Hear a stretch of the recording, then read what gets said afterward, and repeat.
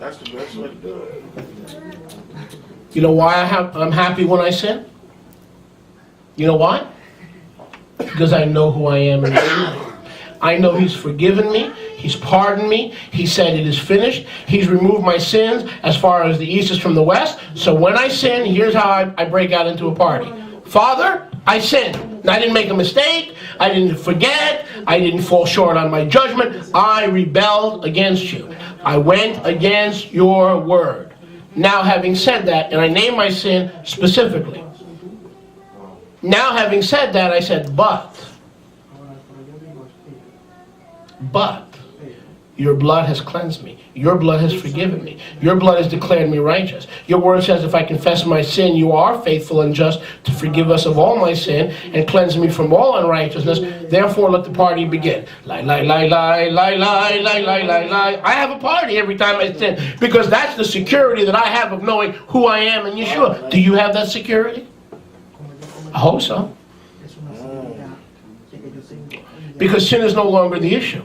The relationship is the issue. Is it being nurtured and cultivated? Because if you're not cultivating your personal relationship with Yeshua, there's a whole bunch of shaking coming your way. And there's nothing to do with revival. In revival, Yahweh gives you a choice. But in heavenly shaking, you're being victimized. You don't have a choice. It's better to be revived as a free will expression of your personal choice. And you know where you're falling. You don't need me or some other preacher to tell you what your weaknesses are. Every one of us knows what our weaknesses is. Every one of us. You don't need me. You just need the Ruach HaKodesh. So look, verse 3. But I fear. Rav Shaul had a fear for his Kehillah in Corinthia. That by any means, as the serpent beguiled Chava through the tricks, so that their minds became corrupted away from the simplicity, don't miss this, from the simplicity of the Mashiach message. Yeshua said the religious people cannot get it, but the babies can get it. He said, allow the children to come to me because the kingdom of Yahweh is full of children and it is almost empty of rich folks and religious folks. There are hardly any there. If you're going to be looking for religious folks and rich folks in the kingdom, you're not going to find them. Because it is easier for a camel to go through the eye of a needle than for a rich man to humble himself and enter into a relationship with the blood of the Passover lamb. And the Pharisees said, we who are righteous, who know the Torah by heart, from Bereshit 1 to Devarim 34, we? He said, yeah. He said, if you say you are blind to spiritual things, you have no sin. But since you say we see, your sin remains. The religious leaders, most of them, their sin remains. I see some of these guys on TV, and I say, Yahweh have mercy on these people.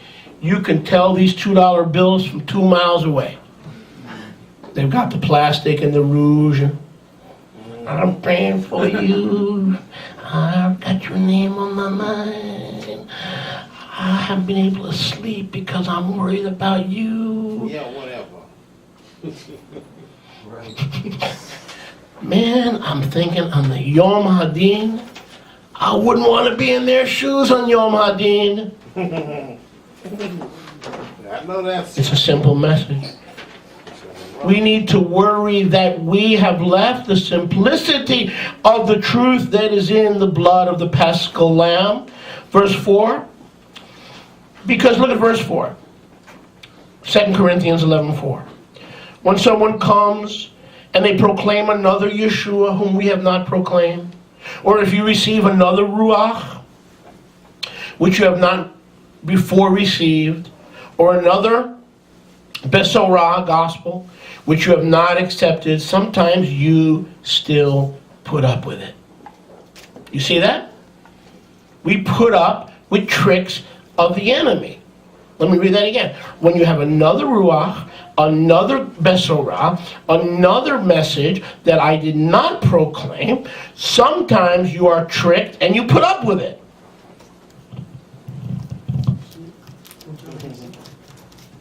You with me? In other words, example, some Assembly of God churches say, if you don't talk in tongues, you're not saved.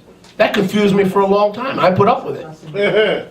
I was brought up in the church with a Jewish background saying that if I didn't talk in tongues, I wasn't saved. Oh, wow. Oh, my Okay? goodness. So, I thought that I'm not saved. Because it was another gospel, not by grace through faith. Tongues is a gift. Prophecy is a gift. This is not the blood. You can't substitute a gift with the gift for the giver. The giver is the giver. Yeshua has given us the blood of atonement. When we start equating spiritual gifts as a necessity or a prerequisite for salvation, we're substituting the gift for the giver. How many hear me today? Amen. If I don't get some feedback, I'm going till 6 o'clock. All right now. So talk to me. Take it to man. Not just me. Go to 6 o'clock. Baruch Hashem. Not be weary. Yahweh. Hey. Look at verse 5. We close with this. Listen, look at verse 5. For I suppose I am not inferior to the most distinguished shalichim. He said, look, a true shaliach, apostle, serves Yahweh with distinction. And no one's inferior to anybody else. And you have got to be on guard for a message, another ruach, and the tricks of the enemy. Okay? And the message is, the blood of Yeshua has been spilled for you to be reconciled to Yahweh, for both houses of Israel to be reconciled to each other, and you are holy and blameless before Yahweh in love. You are seated in heavenly places. It's all been done for you, and the only thing left for you to do is to caretake and maintain your relationship with Yeshua, to hear his voice so that you don't get shaken. If you maintain and take care of your relationship with Yeshua, he takes care of everything else. Listen to what I'm saying. Because my Bible says, seek first the kingdom of Yahuwah, and all these things will be added. It's simple. The blood was simple. Not for him, for us. The only thing we've got to do is take care to stay in covenant. You know why? Because here's a promise. Soon, everything in our life. Yahweh doesn't deal with the world. You know why Yahweh doesn't deal with the world? They've already given over to hell and judgment. It's a done deal. They're going to hell. They're going to be eternally separated from Yahweh, and they're already under judgment. Yeshua said, if you do not believe in the Son of Yahweh, he that does not believe is condemned already. What do these people in the world have to do to have eternal death, separated from Yahweh in the lake of fire? Nothing. It's an automatic pilot. So when Yahweh speaks, he talks in his love letter to us. This is his love letter to us. Correo de amor a nosotros. This is his love letter to us. Yahweh has nothing to do with the world. Zero. Because they're all under condemnation and judgment. He came for the world, and now it's up to the world to embrace him.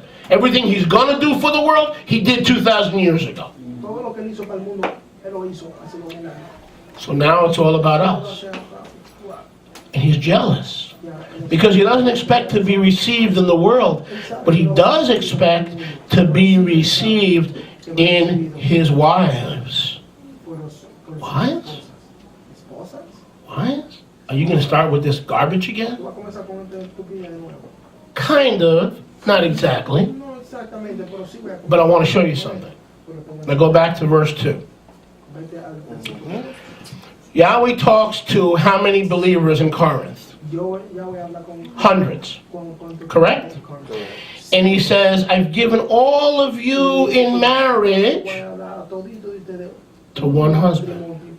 But they were all 10 virgins. They were all married to him. He had more than one wife, but they only had one husband. We love you. Shabbat shalom. Shabbat shalom.